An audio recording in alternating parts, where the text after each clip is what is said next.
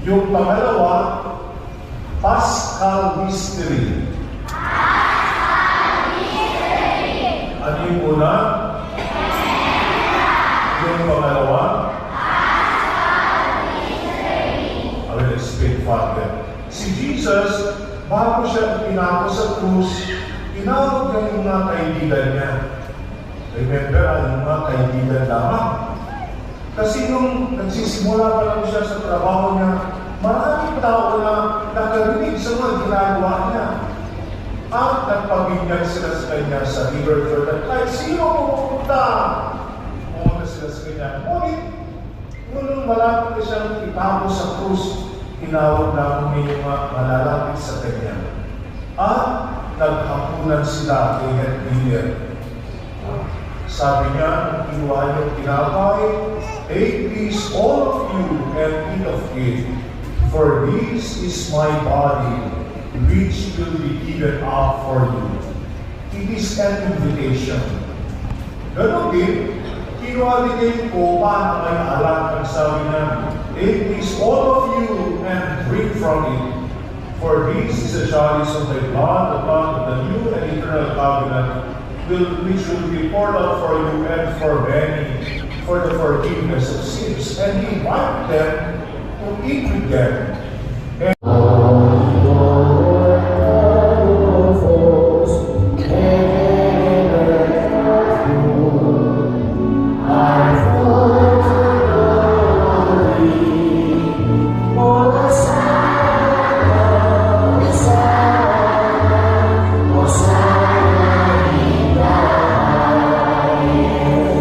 Let's praise He who comes,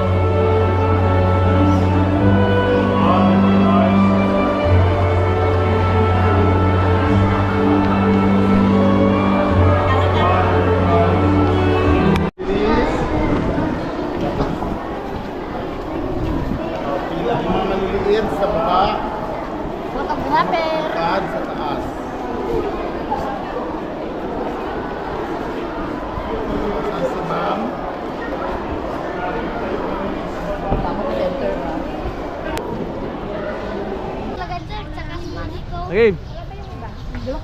1, 2, 3.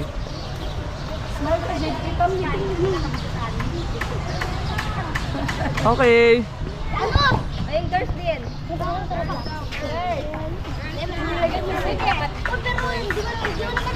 Oh, what's up? What's up?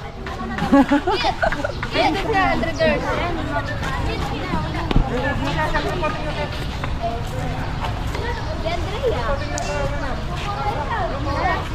1, 2, Yan. 1, 2, 3. Oh, isa pa yung mga lalaki. Group na kayo. Lahat na. Andrea. Lahat na. Kayo. Andrea. Hindi pa nag-drop? Lahat na natin. Andrea, doon na kayo. Guys, kayo. Dito, guys, kayo. Opo, mas kanyo ka. Remembrance Ethereum. 1, 2, and 3. Okay. Okay na.